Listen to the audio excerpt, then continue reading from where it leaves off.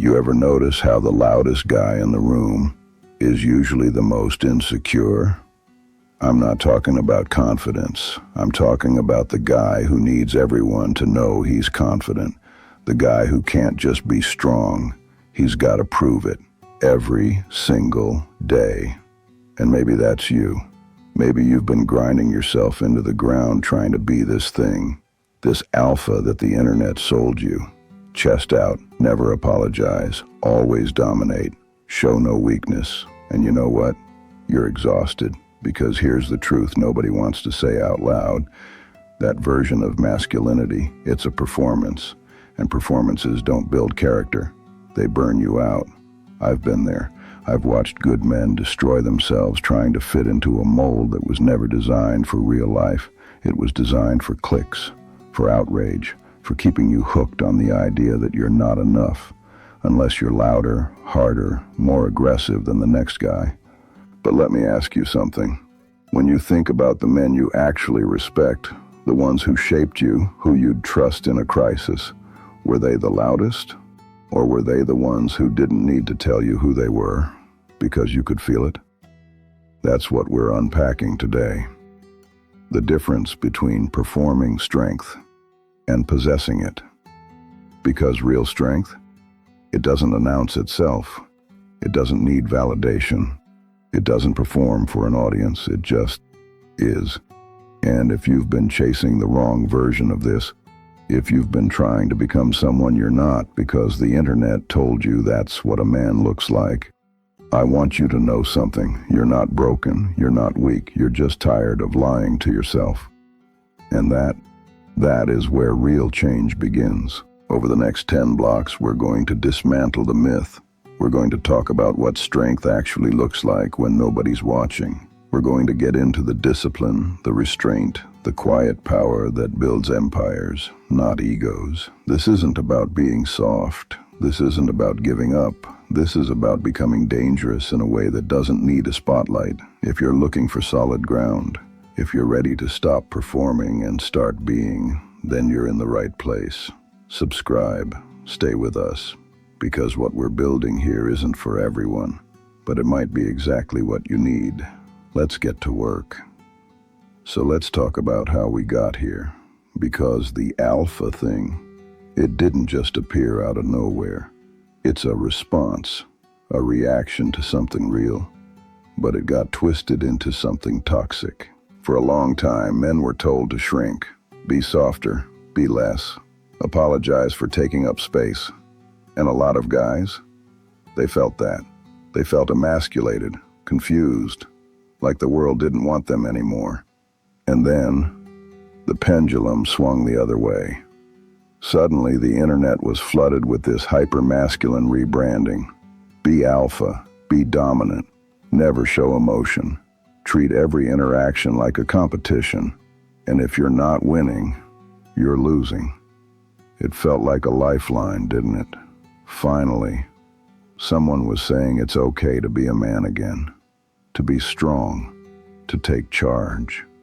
But here's the problem. They didn't teach you how to be strong. They taught you how to look strong. And those are not the same thing. Performance masculinity is exhausting because it's a costume you can never take off. You're always on stage, always proving, always defending your status. One moment of vulnerability, one bad day, and suddenly, you're not alpha anymore. You're a fraud. And that fear, that constant gnawing fear that someone's going to see through the act, that's what keeps you trapped. Let me give you a metaphor. You know how a building looks solid from the outside? Fresh paint, clean lines, looks impressive. But if the foundation is cracked, if the beams are rotten inside, it doesn't matter how good the exterior looks. When the pressure comes, it collapses. That's performance masculinity. It's all facade. And the worst part? The guys selling you this, they know it. They're profiting off your insecurity.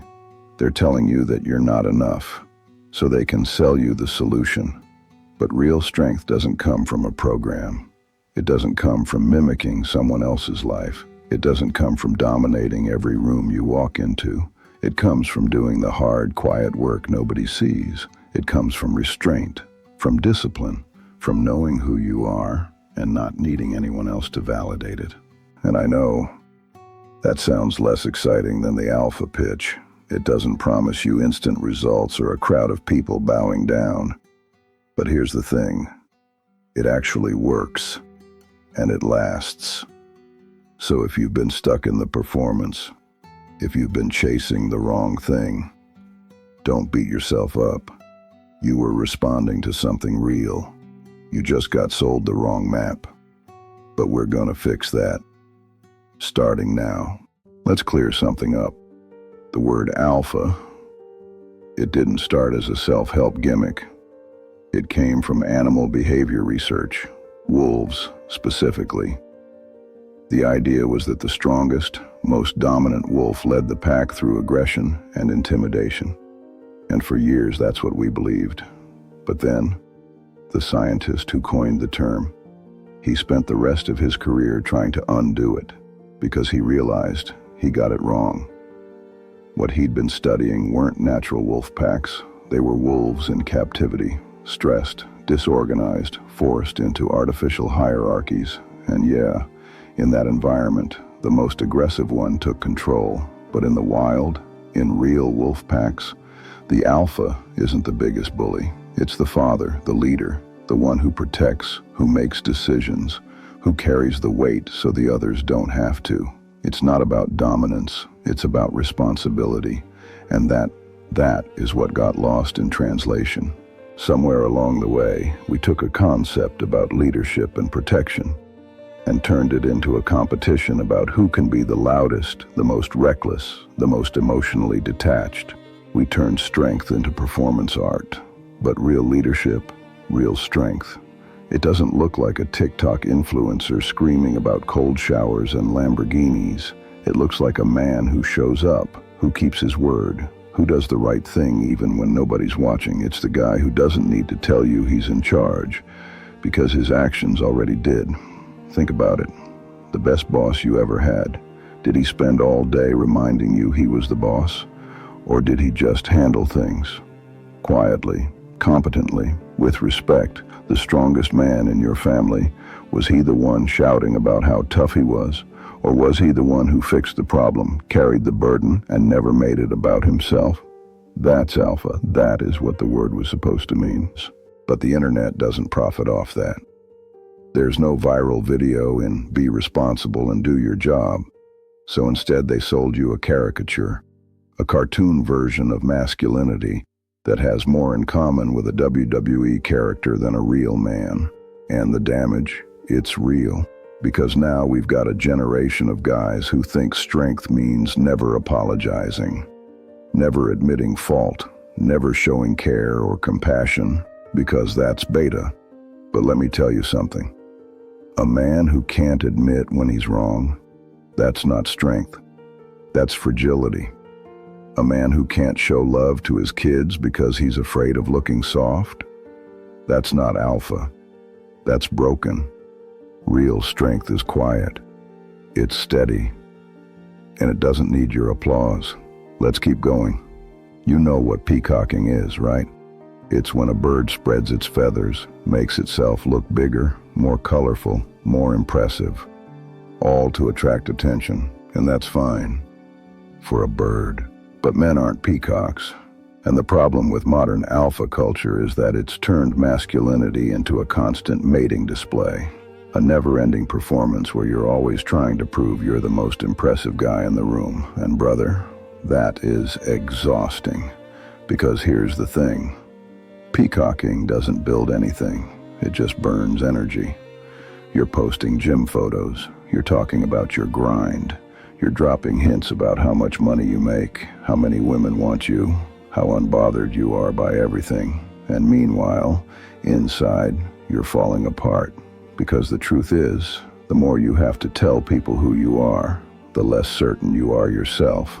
Real confidence doesn't need a megaphone. I've met millionaires who drive 15-year-old trucks. I've met combat vets who never bring it up unless asked. I've met fathers who've raised incredible kids, and they don't have an Instagram highlight reel about it. Why? Because their identity isn't tied to other people's perception. It's tied to what they do, what they build, who they are when nobody's looking, and that's the key difference. Peacocking is external. It's about controlling how others see you. It's about managing your image, your brand, your status. But real strength, it's internal. It's about becoming someone you're proud of, regardless of whether anyone notices. Let me put it this way. If you woke up tomorrow and all your social media disappeared, if nobody knew your job title, your bank account, your body count, your lifts, who would you be? Would you still feel strong? Would you still respect yourself? Or would you feel empty? That's the test. That's how you know if you've been building something real or just plain dress up. And I'm not saying this to shame you. I'm saying it because I've been there. I've been the guy who needed validation, who needed people to see me as strong because I didn't feel strong inside. And you know what finally broke me free? Realizing that the people I admired most didn't care what I thought of them. They weren't performing for me. They were just living, doing their thing, handling their business. And that was magnetic, not the flexing, not the peacocking, just the quiet certainty of a man who knows who he is. So if you've been burning yourself out trying to look impressive, I want you to try something different. Stop performing, start building, not for the audience, for yourself. We'll talk about how in the next block. All right, so if quiet strength isn't about the performance, what is it? Let's paint the picture. Quiet strength is the guy who shows up early and leaves late and never mentions it. It's the man who keeps his word even when breaking it would be easier. It's the father who doesn't yell to get respect. He earns it by being consistent. It's restraint, not because you can't act, but because you don't need to. Think about a master carpenter. He doesn't swing the hammer harder than necessary. He doesn't make a show of every cut. He just does the work precisely, efficiently, and at the end of the day, the house stands. That is quiet strength. It's competence without the commentary. It's power without the posturing. It's being so secure in who you are that you don't need anyone else to confirm it. Let me give you some real examples. Quiet strength is handling criticism without getting defensive. It's listening to your wife's frustration, not to win the argument, but to understand her.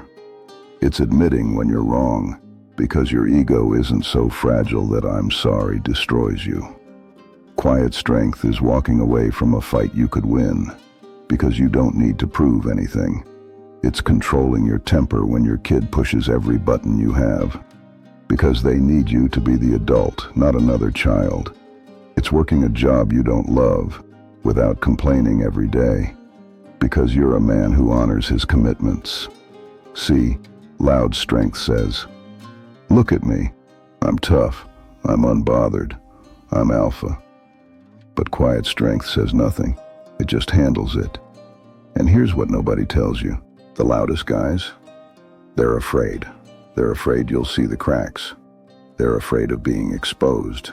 So they compensate with volume, with aggression, with constant reminders that they're the man. But the quiet ones, they're not afraid, because they've already done the work. They've built something real, and they don't need your validation, because they have their own. Now, does this mean you become passive, a doormat, weak? Hell no. Quiet strength is not soft. It's not avoidant. It's not letting people walk all over you. It's the opposite. It's having the power to destroy someone and choosing not to. It's being so capable of violence, chaos, aggression. That restraint becomes your greatest weapon. It's the wolf who doesn't need to snarl, because everyone already knows what he's capable of, and that's the kind of man people follow. Not because they're scared of you, but because they trust you. And trust, that's the foundation of real leadership. Let's keep digging. Let's talk about restraint, because this is where most guys get it wrong. They think restraint is weakness. They think holding back is the same as backing down. But that couldn't be further from the truth. Restraint is one of the most powerful things a man can develop. And I'm not talking about repression. I'm not talking about bottling up your emotions until you explode. I'm talking about control, the ability to feel anger and not let it control you, the ability to feel fear and act anyway, the ability to feel desire and choose what serves you long-term over what feels good right now. That is restraint, and that is strength. Think about it like this. A car engine has massive power, hundreds of horsepower, but without control, without brakes, steering, precision, it's just a wreck waiting to happen. Restraint is the control that turns raw power into something useful, something dangerous. Because a man without restraint, he's reactive, he's emotional, he's at the mercy of whatever stimulus comes his way. Someone disrespects him, he fights. Someone questions him, he gets defensive. Someone tempts him, he gives in. He's not strong, he's a slave to his impulses. But a man with restraint, he's calculated, he's deliberate, he chooses his battles. He doesn't waste energy on every provocation. He doesn't explode just because someone pushed a button. He acts when it matters, and he's twice as effective because of it. Let me give you a real-world example. You're at a bar. Some drunk guy bumps into you, spills your drink, starts talking trash. The old alpha playbook says, step up, dominate, show him who's boss. But what does that actually get you? A fight you don't need, legal trouble, a story for his friends about some psycho at the bar. Or you look at him, you say nothing, you turn around, and you walk away. And everybody watching, they don't think you're weak. They think you're smart, because you didn't take the bait. You didn't let some drunk idiot hijack your night. That is restraint. That is power. And it applies to everything. Your temper, your spending, your mouth, your desire, your pride. The man who can control himself is the man who can control his life. And here's the kicker. Restraint builds trust. Your wife trusts you more when she knows you won't fly off the handle. Your kids feel safer when they know you're steady. Your boss promotes the guy who doesn't create drama. Restraint isn't weakness, it's mastery. And mastery, that's what separates the boys from the men. Now, let's talk about how you build this. Here's the hard truth. You can't fake competence. You can fake confidence. You can fake authority. You can fake success, at least for a while. But competence, real skill, actual ability, that only comes one way, reps. And that's the part nobody wants to hear, because it's not sexy. It's not a viral moment. It's just work, day after day, in the dark, when nobody's watching, when nobody's cheering. But that is where real strength gets built. Think about a blacksmith. He doesn't become a master by talking about forging. He doesn't become respected by posting photos of hammers. He becomes a master by heating metal and striking it over and over until his hands know the rhythm without thinking. That is competence, and the same applies to you. You want to be a strong man? Then build something, learn a trade, master a skill, become so good at something that people come to you when they need it done right. You want to be a good father? Then show up every day, not just on the highlight reel moments, not just when it's easy.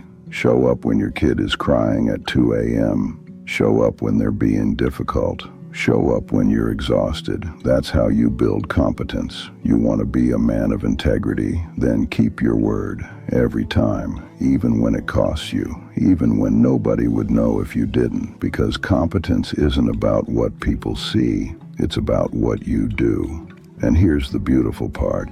Once you actually build competence, the image takes care of itself.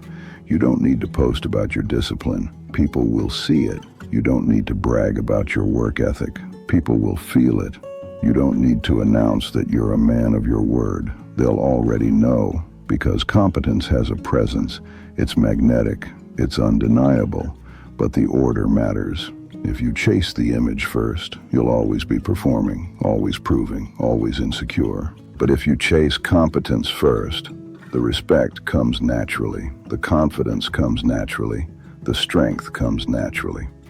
So let me ask you, what are you actually good at? And I don't mean, what do you tell people you're good at? I mean, what have you put 1,000 hours into? What have you failed at and kept going? What can you do with your eyes closed because you've done it so many times? If the answer is nothing, then that's your starting point. Pick one thing, commit to it, and build. Not for the gram, not for the likes, not for the status, for you. Because a man with real competence doesn't need to chase anything. The world comes to him. Let's keep moving. Now, this is where it gets uncomfortable. Because everything we've talked about so far, restraint, competence, quiet strength, none of it matters if you don't do the inner work. And most guys avoid this part like the plague, because it's not external. It's not something you can show off. It's not something anyone will praise you for. It's just you in a room facing yourself. And that's the hardest battle there is. Let me be blunt. You can lift all the weights you want. You can make all the money in the world. You can have the career, the house, the family, and still be empty inside. Still be angry, still be insecure, still be running from something you won't name. Because external success doesn't fix internal wounds. And if you don't deal with what's inside, it will sabotage everything you build. I'm talking about the things you don't want to look at. The shame, the fear, the resentment, the voice in your head that says you're not enough, the anger you inherited from your father, the trauma you've been carrying since you were a kid. That stuff. And I know. It's easier to ignore it. It's easier to bury it under work, under goals, under distractions. It's easier to pretend it's not there, but it is there, and it's running your life whether you admit it or not. Here's the thing about inner work. It's not about becoming soft. It's not about blaming your parents or making excuses. It's about taking responsibility for who you are and who you want to become. It's about asking the hard questions. Why do I blow up when someone criticizes me? Why do I need constant validation? Why can't I sit still without distracting myself? Why do I sabotage good things and then doing something about it? Maybe that's therapy. Maybe it's journaling. Maybe it's meditation. Maybe it's sitting with a mentor and actually being honest for the first time in your life. Whatever it is, it requires courage. Because facing yourself is scarier than facing any external enemy. Because you can't lie to yourself forever. And when you finally stop running, when you finally sit down and look at what's really there, it's brutal. But it's also freeing. Because once you name the demon, it loses power. Once you acknowledge the wound, you can heal it. Once you see the pattern, you can break it. And that's when real strength begins. Not the performance, not the image, the real thing. So if you've been avoiding this, if you've been telling yourself you're fine when you're not, I'm telling you right now, you're not weak for needing help. You're weak for refusing it. Do the work. Let's talk about leadership. Because real leadership, it doesn't look like what the internet sold you. It's not about being the loudest voice in the room. It's not about making sure everyone knows you're in charge. It's not about barking orders or dominating conversations. Real leadership is influence. And influence doesn't come from force. It comes from trust. Think about the best leader you ever had. Maybe it was a coach, a boss, a mentor, a father figure. Did they need to remind you they were the leader? Or did you just know you followed them because they earned it, because they showed up, because they made decisions, because when things got hard, they didn't panic, they didn't abandon ship, they carried the weight? That is leadership, and it's quiet. A true leader doesn't need to announce his authority because his actions already did. He doesn't need to remind people he's capable because they've seen it. He leads by example, not by speeches. And here's what's powerful about this. When you stop trying to look like a leader and start acting like one, people follow you naturally. They don't do it out of fear. They don't do it because they have to. They do it because they want to, because you've become someone worth following. Let me give you a framework. A leader serves. He doesn't take. He doesn't hoard credit. He lifts people up. He takes responsibility when things go wrong and gives credit when things go right. A leader makes decisions, even when they're hard, even when they're unpopular, because someone has to, and he's willing to carry that burden.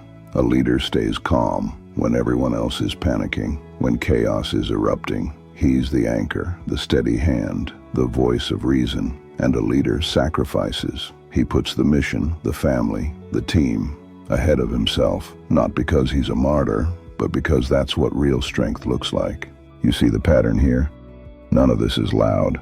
None of this is flashy. None of this gets you Instagram followers. But it builds something real. It builds respect. It builds legacy. It builds the kind of man that people remember long after the noise dies down. So if you want to lead, stop trying to announce it. Stop trying to control it. Stop trying to force it. Just be it. Show up. Do the work. Make the hard calls. Stay steady. Serve others. And watch what happens. Because leadership isn't a title. It's not a position. It's not something you claim. It's something you become. And when you become it, you won't need to say a word. They'll already know. So here we are. If you've made it this far, you're not looking for quick fixes. You're not looking for hacks. You're looking for the truth. And the truth is this. Real strength takes time. It's not built in a weekend seminar. It's not built in a 30-day program. It's not built by mimicking some influencer's morning routine. It's built day by day, decision by decision, in the quiet moments when nobody's watching. It's built when you choose discipline over comfort, when you choose integrity over convenience, when you choose growth over validation. And most guys won't do it because it's hard, because it's slow, because there's no instant gratification. But the ones who do, they become unbreakable because they're not relying on performance. They're not relying on image. They're not relying on anyone else's opinion.